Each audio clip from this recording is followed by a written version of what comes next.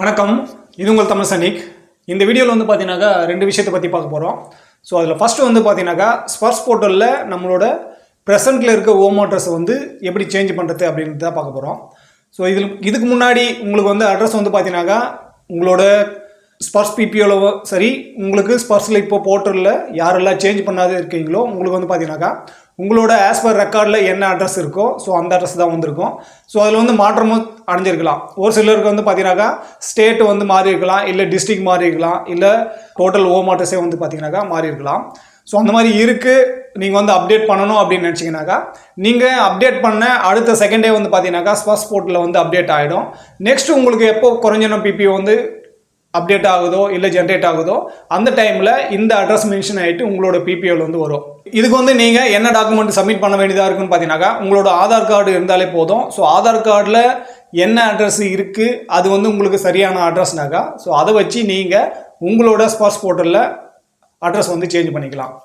First நீங்கள் வந்து ஸ்பர்ஸில் login பண்ணிவிட்டு மேனேஜர் ப்ரொஃபைலில் போயிட்டு உங்களோட பர்சனல் டீட்டெயில்ஸ் பார்க்கும்போது பார்த்தீங்கன்னாக்கா கீழே வந்து அட்ரஸ் லைன் கொடுத்துருப்பாங்க. ஸோ அதில் வந்து உங்களோட பழைய அட்ரஸ் வந்து மென்ஷனாக இருக்கும். ஸோ அந்த பழைய அட்ரஸ் வந்து நீங்கள் அந்த பென் மார்க்கில் கிளிக் பண்ணி உங்களோட புதிய அட்ரஸ் வந்து என்டர் பண்ணிவிடுங்க. ஸோ என்டர் பண்ண பிறகு பார்த்தீங்கன்னாக்கா உங்களுக்கு கீழே வந்து சென்ட் ஓடிபின்னு இருக்கும். ஸோ அந்த சென்ட் ஓடிபி பட்டனை கிளிக் பண்ண பிறகு உங்களுக்கு எந்த ஸ்பர்ஸ் நம்பரில் மொபைல் நம்பர் இருக்கோ அந்த மொபைல் நம்பருக்கு ஒரு ஓடிபி வரும். ஸோ அந்த ஓடிபியை வந்து மென்ஷன் பண்ணுங்கள். அந்த ஓடிபி போட்டுட்டு நெக்ஸ்ட் வந்து பார்த்தீங்கன்னாக்கா வெரிஃபை அண்ட் ப்ரொசீட்னு இருக்கும். ஸோ அதை கிளிக் பண்ண பிறகு உங்களுக்கு வெரிஃபைட் சக்ஸஸ்ஃபுல்லின்னு இந்த மாதிரி மெசேஜ் வந்து காட்டும். ஸோ இது வந்து நீங்கள் போட்ட ஓடிபி வந்து வெரிஃபை பண்ணிட்டாங்க, நீங்கள் தான் அட்ரஸ் சேஞ்ச் பண்ணுறீங்க அப்படின்றதுக்காக. ஏன்னா இதுக்கு முன்னாடியே வந்து பார்த்தீங்கன்னாக்கா 2 ஃபேக்டர் ஆத்தென்டிகேஷன் மூலியமாகவும் ஓடிபி வந்த பிறகு தான் நீங்கள் வந்து லாகின் பண்ண முடியும். ஸோ எந்த ஒரு சேஞ்சும் பண்ணுறீங்க ஸ்பர்ஸ் போர்ட்டலில் அப்படின்ற பட்சத்தில் உங்களோட பர்மிஷன் கேட்டு தான் அவங்க வந்து பண்ணுறாங்க அப்படின்றதுக்காக தான் இந்த ஓடிபி. நீங்கள் ஓடிபி போட்ட பிறகு வெரிஃபை சக்ஸஸ்ஃபுல்லாக ஆகிடும். ஸோ அது முடிஞ்ச பிறகு உங்களுக்கு வந்து பார்த்தீங்கன்னாக்கா டாக்குமெண்ட் அப்லோட் பண்ணுறதுக்காக கேட்கும். ஸோ அந்த டாக்குமெண்ட் அப்லோடு வந்து பார்த்தீங்கன்னாக்கா நீங்கள் ஆதார் கார்டு வந்து செலக்ட் பண்ணிவிட்டு அந்த ஆதார் கார்டை பிடிஎஃபாக வந்து கன்வெர்ட் பண்ணி வச்சுக்கோங்க. ஸோ அதை கிளிக் பண்ணிவிட்டு நீங்கள் வந்து அப்லோடு பண்ணிக்கோங்க. ஸோ டாக்குமெண்ட் அப்லோடு பண்ண பிறகு பார்த்தீங்கன்னாக்கா ஓல்டு வேல்யூ நியூ வேல்யூ என்ன இருக்குது அப்படின்றத வந்து மென்ஷன் பண்ணியிருப்பாங்க. அதாவது இதுக்கு முன்னாடி என்ன அட்ரஸ் இருந்தாச்சு, நீங்கள் என்ன வந்து கொடுத்தீங்க, என்ன வந்து சப்மிட் பண்ணியிருக்கீங்க, அந்த நியூ வேல்யூக்கு வந்து என்ன எடுத்துக்கிட்டாங்க அப்படின்னு சொல்லிட்டு காட்டுவாங்க. ஸோ அதில் வந்து எல்லாமே சரியாக இருக்குன்ற பட்சத்தில் நீங்கள் வந்து அதில் வந்து ஓகே பட்டன் வந்து கிளிக் பண்ணுங்கள். ஸோ அதில் நீங்கள் ஓகே பட்டன் கிளிக் பண்ணுறதுக்கு முன்னாடி ஒரு முறை மறுபடியுமே உங்களோட நியூ வேல்யூவில் என்ன இருக்குது, நீங்கள் கொடுத்தது வந்து கரெக்டானு சொல்லிட்டு ஒரு டைம் செக் பண்ணிக்கோங்க. ஸோ நீங்கள் ஓகே பட்டன் கிளிக் பண்ண பிறகு பார்த்தீங்கன்னாக்கா உங்களுக்கு டோக்கன் நம்பர் இஷ்யூ ஆகும். ஸோ அந்த டோக்கன் நம்பர் வச்சு நீங்கள் ட்ராக் ஸ்டேட்டஸில் வந்து செக் பண்ணிக்கலாம். டோக்கன் ஐடி கொடுத்த பிறகு பார்த்தீங்கன்னாக்கா நீங்கள் அதில் ஓகே பண்ண பிறகு உங்களுக்கு ட்ராக் ஸ்டேட்டஸில் வந்து பார்த்தீங்கன்னாக்கா அப்டேட் ஆகிட்டு இருக்கும். ஸோ ட்ராக் ஸ்டேட்டஸில் நீங்கள் போய்ட்டு செக் பண்ணும்போது பார்த்தீங்கன்னாக்கா உங்களோட ஸ்டேட்டஸ் வந்து கம்ப்ளீட் ஆகிட்டு இருக்கும். அதாவது ஆன் ஸ்பாட்டில் எதெல்லாம் அப்டேட் பண்ணுவாங்க பார்த்தீங்கன்னாக்கா address, phone number, mail ID இந்த மாதிரி ஒரு சில டீட்டெயில்ஸ் எல்லாம் பார்த்தீங்கன்னாக்கா நீங்கள் சப்மிட் பண்ண அடுத்த செகண்டே வந்து அது கம்ப்ளீட் ஆகிடும்.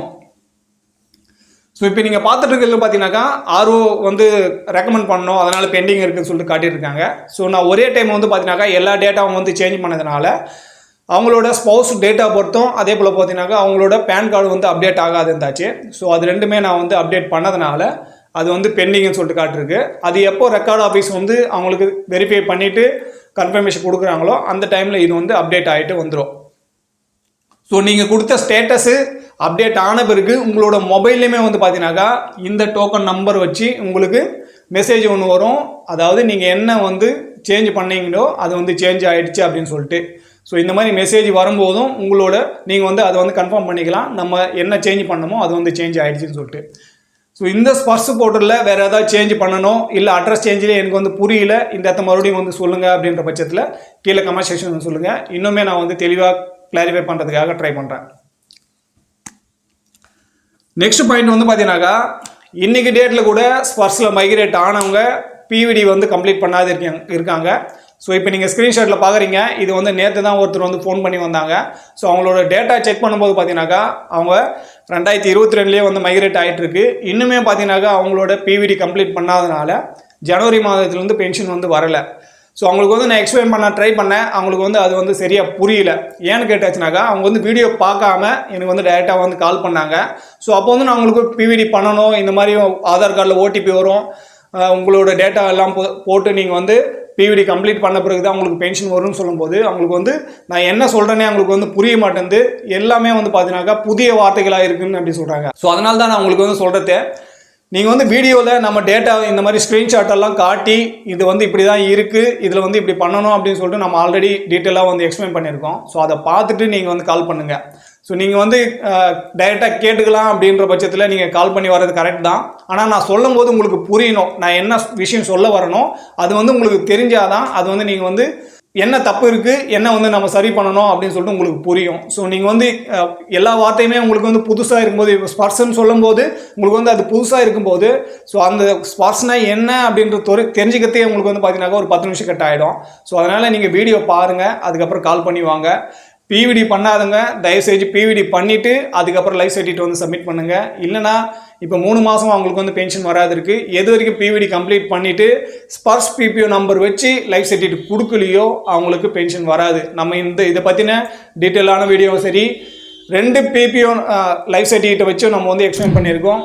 பேங்க்குக்கு சப்மிட் பண்ணால் என்ன ஆகும், ஸ்பர்ஸுக்கு சப்மிட் பண்ணால் என்ன ஆகும், ஸ்பர்ஸில் மைக்ரேட் ஆனவங்க பேங்க்குக்கு லைஃப் சர்டிஃபிகேட் கொடுத்தாக்கா பென்ஷன் வருமா வராதுன்னு சொல்லிட்டு எல்லாமே நம்ம டீட்டெயிலாக சொல்லியிருக்கோம். ஸோ அதனால் நீங்கள் வீடியோ பாருங்கள், பார்த்துட்டு அதுக்கப்புறம் புரியலன்ற பட்சத்தில் நீங்கள் கால் பண்ணி வாங்க. ஸோ இந்த வீடியோவில் அவ்வளோதான். இந்த வீடியோ பற்றின வேறு எதனா கருத்து இருக்குது இல்லை சந்தேகம் இருக்குன்ற பட்சத்தில் கீழே கமெண்ட் செக்ஷன் சொல்லுங்கள்.